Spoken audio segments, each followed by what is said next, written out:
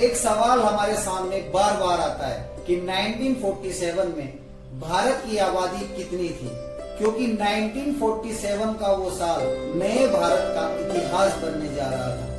15 अगस्त 1947 को हमारा देश भारत पूरी तरह से आजाद हुआ। आजादी के वक्त यानी 1947 में भारत की आबादी कुल 38 करोड़ 80 लाख के आसपास थी, जिसमें आज का पाकिस्तान और बांग्लादेश भी शामिल थे। जहां एक तरफ देश के आजादी की खुशियां मनाई जा रही थी, दूसरी तरफ देश के बंटवारे के लिए गम भी मनाया जा रहा था। क्योंकि भारत देश का बंटवारा इतना आसान बिल्कुल नहीं था जितना आसान बताने में लगता है। कहा जाता है कि भारत देश का बंटवारा बिल्कुल ऐसे हुआ है जैसे दो सगे भाई के। ये सोचकर हैरानी भी होती है कि जिस देश को आजाद कराने के लिए हिंदू मुस्लिम दोनों एक हो गए, दोनों ने एक साथ मिलकर कई बलिदान दिए, लाखों जाने गई, कई बच्चे अनाथ हुए और कई औरतें विधवा हुई। अचानक उसी देश को बांटने की बात कहां से आई? क्योंकि दोस्तों, जितनी जाने देश को आजाद कराने में गई है, उससे कई ज्यादा देश के बंटवारे में गई। आपस में ही एक दूसरे को मारने काटने लगे।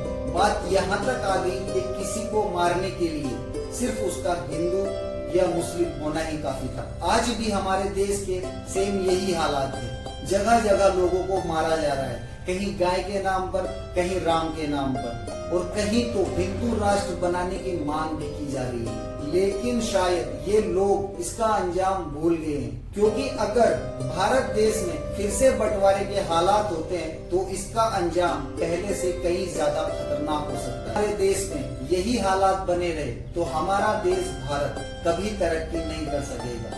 हम अगर ऐसे ही आपस में लड़ते रहे तो हमारी आने वाली नस्लें भी ऐसे ही आपस में लड़ेगी, और इसका फायदा पहले अंग्रेजों ने उठाया था और अब कुछ चंद नेता लोग और उसकी मीडिया ही उठाएगी। हमारे कई जवान शहीद होते हैं बॉर्डर पर देश की सुरक्षा करने के लिए, और हम यहाँ आपस में ही एक दूसरे की जान के दुश्मन बने बैठे हैं। दोस्तों, हम सबकी पहचान हमारे देश से है। देश है तो हम हैं, देश नहीं तो हम नहीं। हमने इस देश को तोड़ना नहीं, जोड़ना है, और ये हम सबको एक साथ मिलकर करना होगा। हमें ज्यादा कुछ नहीं करना, सिर्फ और सिर्फ इतना करना है, अपने दिलों की नफरत को खत्म करना है, और देश खुद ब खुद मजबूत हो जाएगा। मैं शान मोहम्मद शुरुआत करता हूँ इस नफरत को जड़ से खत्म करने की। आप भी मेरा साथ दें और इस नफरत को जड़ से मिटाएं।